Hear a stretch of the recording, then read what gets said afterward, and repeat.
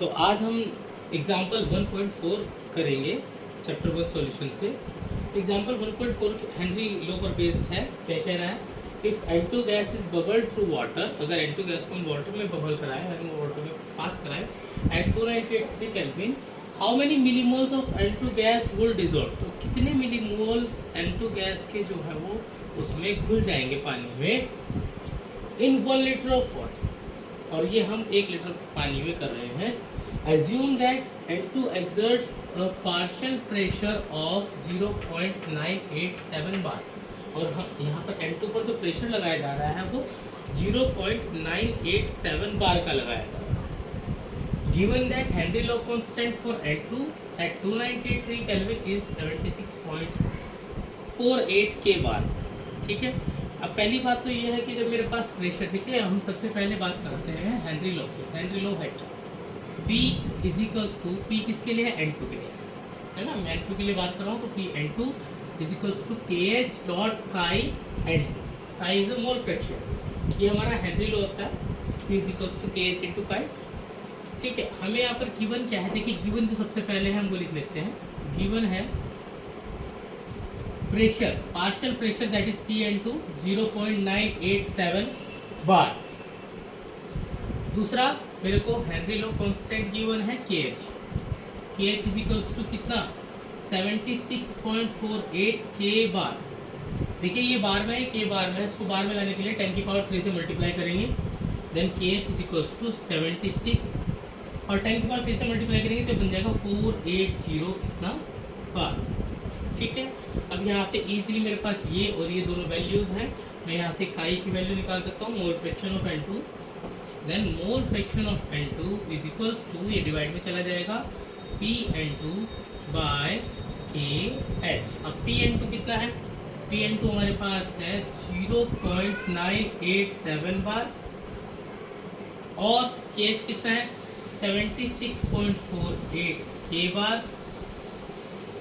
तो इसको डिवाइड कर दीजिए, काई N2 बिकम्स 1.29 इंटू 10⁻⁻⁵। ठीक है, अब मोल फ्रैक्शन हम जानते हैं। मोल फ्रैक्शन का फॉर्मूला क्या होता है? देखिए मोल फ्रैक्शन का फॉर्मूला होता है, अब क्योंकि मोल फ्रैक्शन N2 का तो N2 के मोल्स ऊपर NN2 bye NN2 plus NH2O, यही तो वैल्यू है, इसका फॉर्मूला लगा दिया। और ये किसके इक्वल है? 1.29 इंटू 10⁻⁵। ठीक है, यहाँ पर मेरे पास N2 के मोल्स मेरे को कैलकुलेट करने हैं, लेकिन वो मोल्स कैलकुलेट करने हैं मिली मोल्स में। ठीक है, तो पहले मोल्स कैलकुलेट कर लेंगे, उसको मिली मोल्स में कन्वर्ट कर देंगे। क्योंकि हमारे पास क्वांटिटी दे रखी है वाटर की 1 लीटर, तो 1 लीटर में वाटर के कितने मोल्स होते हैं उसको कैलकुलेट कर लेंगे। Moles of water in 1 litre कितना आएगा? देखिए मास बाय मोलर मास, किसी के भी मोल्स निकालते हैं तो मास बाय मोलर मास, तो मास कितना है? 1000, मोलर मास 183, डिवाइड करेंगे 55.55, यही वैल्यू आएगी। ठीक है, मेरे पास मोल्स आ गए। अब देखिए यहाँ पर हम देख सकते हैं क्लियरली कि जो इसकी सॉल्युबिलिटी है N2 की वो बहुत ज़्यादा कम है इसके कंपैरिजन में। इसमें आए 55.55 मोल्स, इसके कंपैरिजन में इसकी सॉल्युबिलिटी कम है, since the solubility of N2 is very less than 4 as compared to is very less as compared to what। तो हम क्या कर सकते हैं?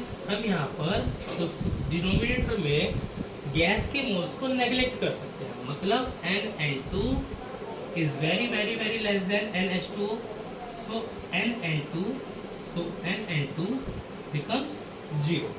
अब ये 0 हो गया तो यहाँ पर क्या आ जाएगा? NN2 by NH2O is 1.29 into 10⁻⁵। ठीक है, तो आप पहले इसका स्क्रीनशॉट ले लीजिए, मुझे मिटाना पड़ेगा। ले लिया आपने स्क्रीनशॉट? चलिए, तो मैं थोड़ा सा इसको यहाँ से रफ कर रहा हूँ। देखिए अब मैं इसको इस साइड कर रहा हूँ सॉल्यूशन को।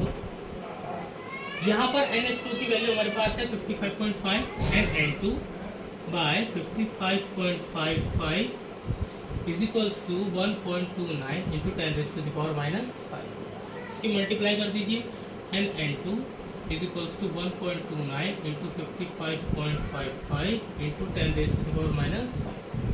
ये आ जाएगा आपका मल्टीप्लाई करके 71.6 इंटू 10⁻⁻⁵। ठीक है, लेकिन ये आए हैं मोल्स, मोल्स ऑफ N2। आपने क्या लाना है, मिली मोल्स। तो मिली मोल्स लाने के लिए आप क्या करेंगे, 10 की पावर 3 से multiply, N N2 is equals to 71.6 into 10⁻⁻⁵ into 10⁻3। अब ये मिली मोल्स में कन्वर्ट हो गया, मिली मोल्स। तो अब आप इसको कैसे लिखेंगे, N N2 71.6 into 10⁻⁻2। Powers multiply में प्लस हो जाएंगे, -5 + 3 इज इक्वल्स टू -2। अब आप इसको लिख सकते हैं N N2 is equals to 0.716 इतने मिली मोल्स। ठीक है, तो बच्चों ये था इसका आंसर। ठीक है, आई होप आपको समझ में आया होगा। आप इसका नोट कर लीजिए, नेक्स्ट वीडियो में लेके आएंगे नेक्स्ट एग्जाम्पल।